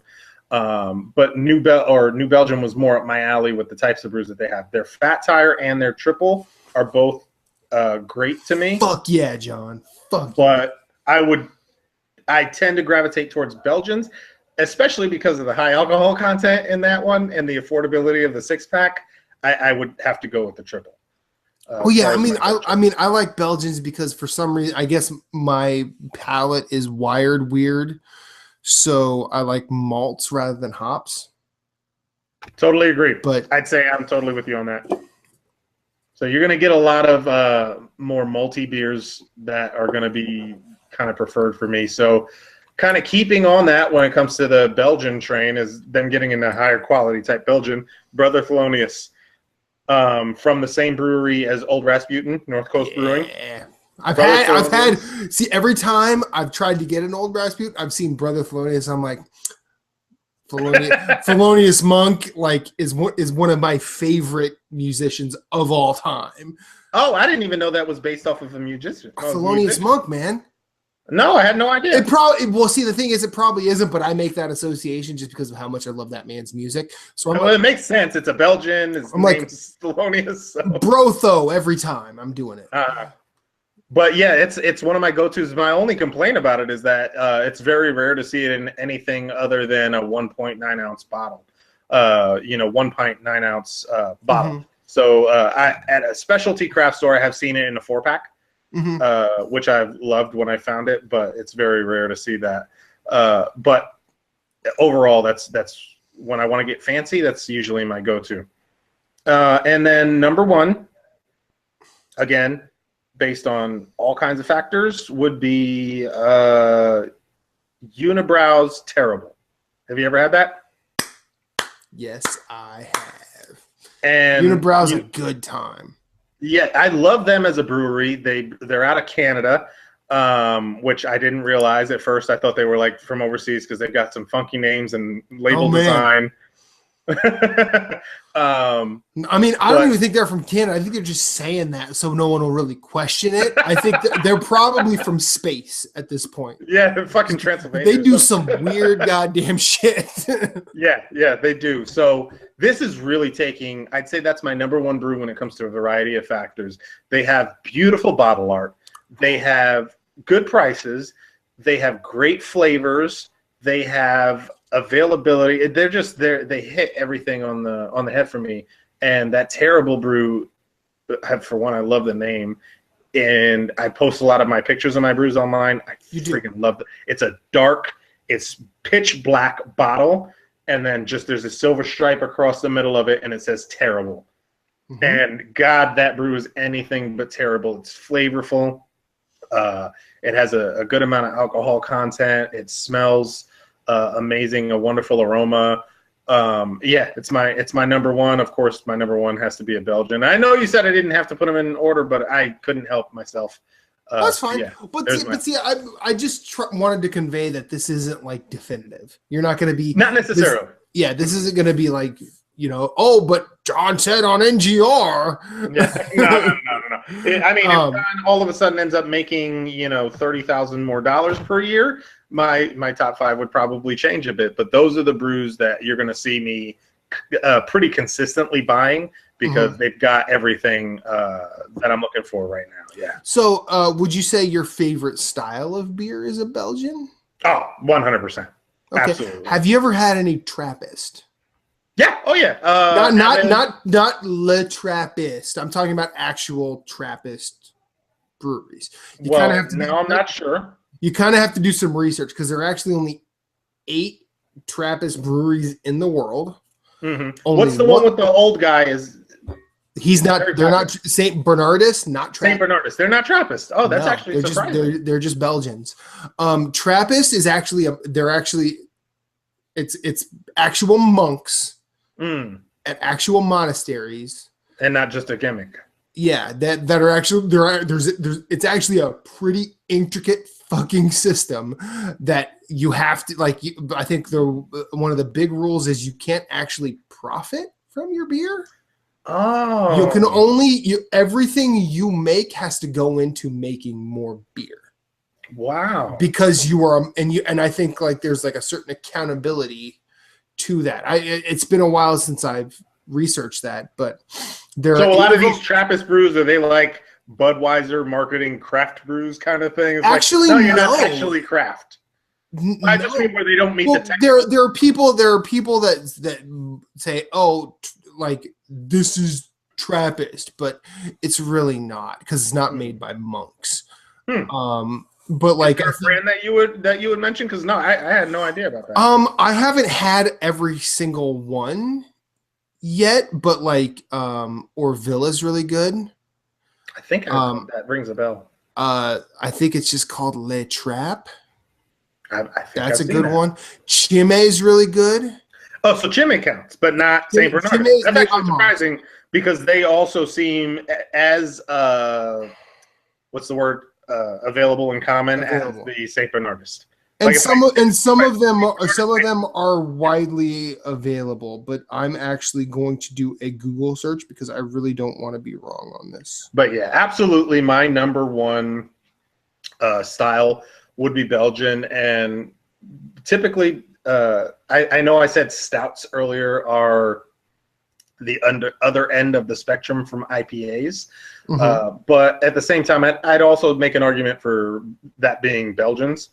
Even though you do see some Belgian / IPA kind of brews out there, Belgians, if you're not looking for bitterness and you're looking for the other end of the spectrum with a sweet flavor, floral kind of flavor, but without that bitter kick, I would definitely say Belgians is the other end of the spectrum. Okay, so I'm going to go through just some bottles I see, and I'm getting this from Wikipedia. Trappist Achel, it's Achel, that's one. Chime is another. Gregorius is another. Le Trap, which is a Trappist, I've had that. Orval, Orval. That one's really good. That one has a weird soda texture to it. That's not bad for me. That's actually quite it. But seeing like when I first almost like had alambic, no, not as sour. Pardon me. No, like alambic, no, but not as sour? It's not like alambic, but it tastes like it had. Instead of actually tasting like you're drinking a beer right as it hits your mouth, it tastes like you're having soda, not like Pepsi or Coke or Dr. Pepper, but like actual soda. Where it's just it's carbonated and sweet rather than leaning into one of those. And then there's Spencer, which is the only Trappist brewery outside of Europe, and it's in Massachusetts. Oh shit! And then there's Rochefort, which is a Trappist as well. Tres Fontaine.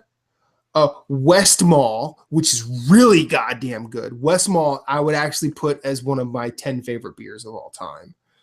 And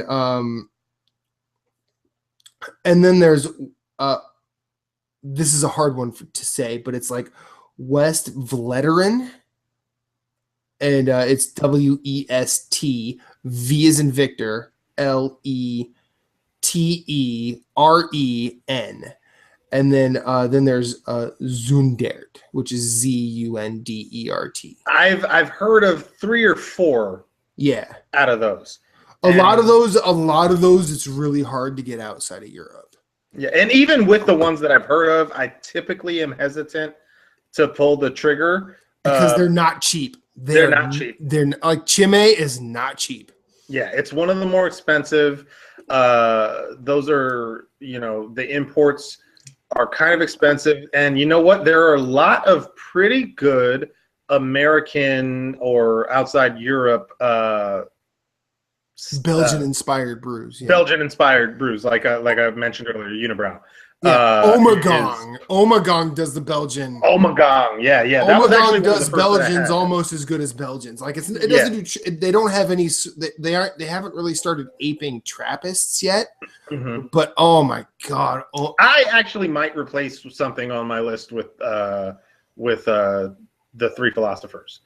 Okay. Yeah. They do a lot of really good Belgian stuff. No, you had a good 5. We'll call that 6. Yeah, 6. there you go. There's 6 in there, and we'll take them out of ranking. But yeah, so it's a little hard to want to pull the trigger on some of those when you have more affordable versions that aren't that far off from some of them. I think the most that I've pulled the trigger on the imports has been Saint Bernardus, which is why I was mentioning that. Saint Bernardus is really good. Saint Bernard, it's good stuff. Really good. But yeah, I don't typically like to overspend when it comes to, unless it's like a treat. I think the first time I had Saint Bernardus, it was like I bought it for Christmas dinner, and that was my special beer for Christmas dinner. Oh yeah. Oh, so, you know what I like, and I don't know if you're in Texas now. Yes, I'm in Texas now. Do you guys get Trogs? Trogs? That doesn't ring a bell. Okay, we might, but it doesn't ring a bell for me. I believe they do something in this neck of the woods. It's called Mad Elf. And they do it around the holidays. And I'd never really had it until last year. And holy shit, is it good. What is it? Is it a triple? It's I can't even remember. But I just remember a lot of them too, the Belgian brews, they don't even tell you a lot of times on the label. But Trogs is like local to this area, and they tend to like they've gone through this transition recently where they sort of they rebranded, but they didn't like rename themselves. They just sort of like changed all their art, which was real weird. And like their old art with Mad Elf, it was just like this cartoon crazy looking elf on a giant bottle, which is a good time. But it was also pretty transparent as to what it was. And that was kind of why I never really tried it. But I tried it at a bar in fact, a Belgian bar here. It's called Eulogy. There's a Belgian bar I'd kill to go to a Belgian bar that's focused on Belgian. Well, you are from New Jersey, my friend. Yeah. The next time you are Jersey way, you call your boy. Well, hey, we're still supposed to meet up in a couple of months. I'm still planning on it. You say, hey Matt, I'm in, and I'm like, you know what? I will put you up wherever I live, and we will go to Eulogy, and we will literally grab a notebook, an 8.5 by 11 notebook.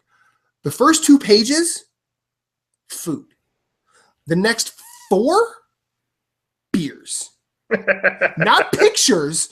Like it's literally it's 500 beers. Like it's holy shit. Like between their bottle list and their draft list, and their draft list is always goddamn changing. Oh, it's a good time. Damn, that place sounds amazing. All right, you've got me convinced already. They used to have this room upstairs that had a fake coffin as a table. And the top was glass, and you saw this fake skeleton in it. One of my first times going out to dinner, I decided I was going to take my parents out to a really expensive dinner. Little did they know, food was going to be cheap. The beer was going to be expensive.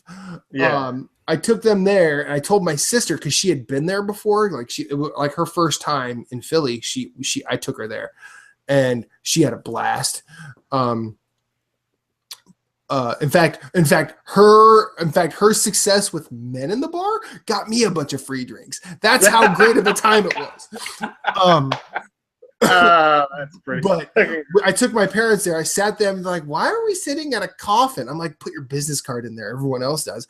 Why are there business cards next to the skeleton? I'm like, so do you eat the food on top of the skeleton? It's a fake skeleton. There's glass over the skeleton. Yeah, I figured as much. But like eventually my mom couldn't take it anymore. She's like, I need a tablecloth. And I'm like, waitress, we need a training cloth over here. And she's like, oh, okay, fucking white people. And we had a good time after that. But, I was about to say, fucking white people sounds more like for people who would eat food on top of a skeleton for the novelty of it. Again, Yeah. I mean, I'd have a hard time convincing anybody on my black side of the family to eat food on top of a. But that's why you got me, John. That's why you got me. It's like, no thanks, Sammy. You can have your culture. Me and Matt, we're gonna have a white people good time. Yeah, we're gonna go ahead food on top of a skeleton. We gonna get white boy wasted. No, I'm in, and that's in Jersey? No, it's actually in Philly. But it's in Philly. Okay, but gotcha. You'd come to Philly. I'd put you up so you don't have to drive all the way back to northern Jersey because I know you don't live close. Well, if I come visit anymore, it's going to be to visit you guys. So I'm not going back to Jersey. That's for sure. Because you know what's good for you. You know where the good sections of the Beast Coast are. Am I right? Yes, I do. After that last visit I had out there to you guys. So I do want to give you a heads up. We're starting on my new John's Brew Review channel.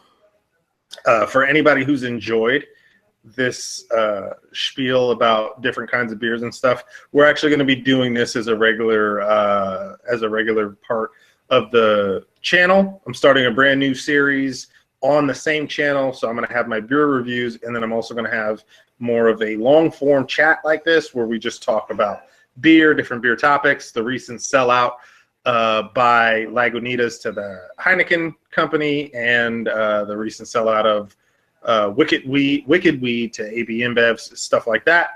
And Matt, this is my official notice to you that I'd like you to be a part of that on a regular basis. And this is my official answer.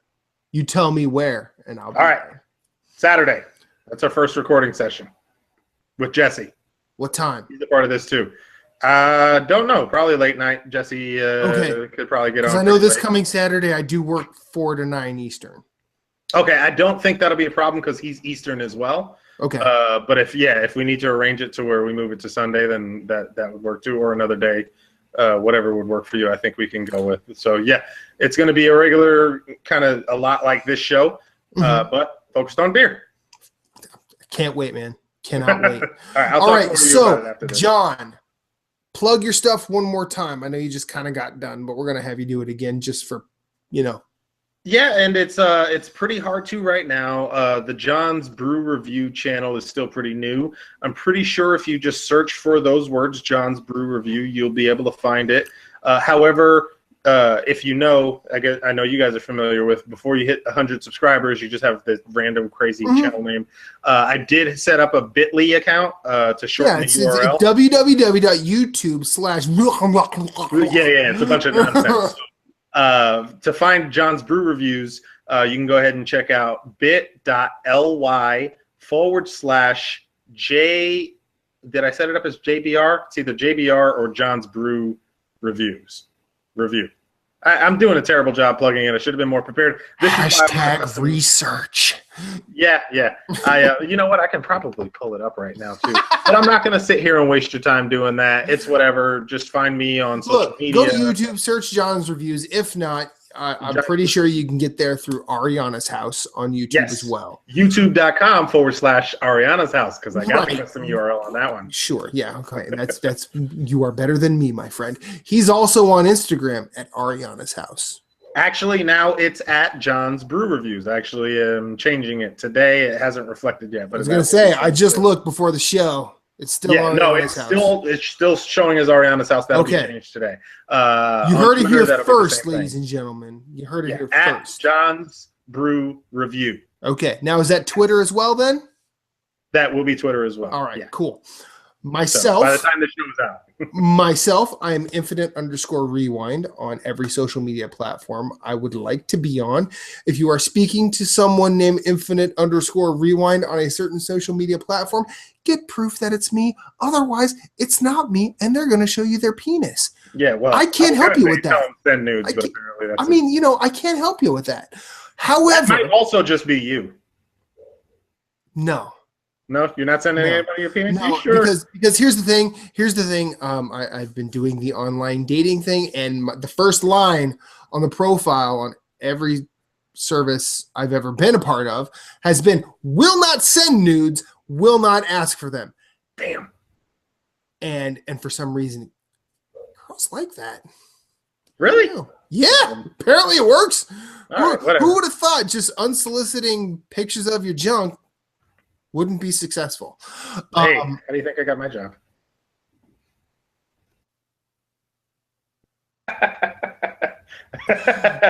You can find us on YouTube at NGR Radio. I don't remember if we actually have a link or not. That's more Corey stuff, but just go to YouTube, search NGR Radio, and you find us because I've done it. We are also on Instagram at NGR Radio. You can find the main man of this show on Instagram and Twitter at Corey in HD, I believe. And if I'm wrong, I'm probably going to get fired. Correct. I follow him. Yes, you are correct. Yeah, because I don't tweet. I actually do not tweet. So. I follow him on Instagram and Twitter. I think I tweeted for the first time like earlier today by accident because I posted a picture. Dumb. Screw Twitter. Yeah. But you can find me doing some. I've actually finished a couple of pieces that will be going up on ngrradio.com soon, and that's where you can find the show. You can find us on Facebook at NGR Radio. You can also find the NGR Radio Facebook group where cool people we don't really like. Sure, the show is kind of focused on video games, but I like the fact that the chat just sort of just goes. If you want to find me, I'll be there too. So yeah, John's there. He's a great time. That's why I'm glad he was able to. Sorry Jose couldn't be here. Hopefully he's all right. He's not getting flash flooded, so he can fuck off safely. With that, everybody, what do you say? Banana and out. Yes.